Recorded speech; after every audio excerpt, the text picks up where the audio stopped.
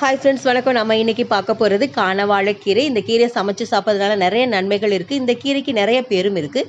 இதனோட இலைகள் பார்த்திங்கன்னா வழவழப்பு தன்மையும் சற்று தடிப்பாகவும் இருக்கும். தண்டுகள் வாழை இலையில் எப்படி நீர் சத்து அதிகமாக இருக்கோ அதே மாதிரி இதனோட தண்டுகளும் நீர் சத்து அதிகமாக இருக்கும். கண்ணுக்குட்டி இந்த புல்லை விரும்பி சாப்பிட்றதுனால கண்ணுக்குட்டி புல்லுன்னு அழைப்பாங்க. கால்நடைகளுக்கு பிரியமான தாவரமாகவும் இது விளங்குகிறது.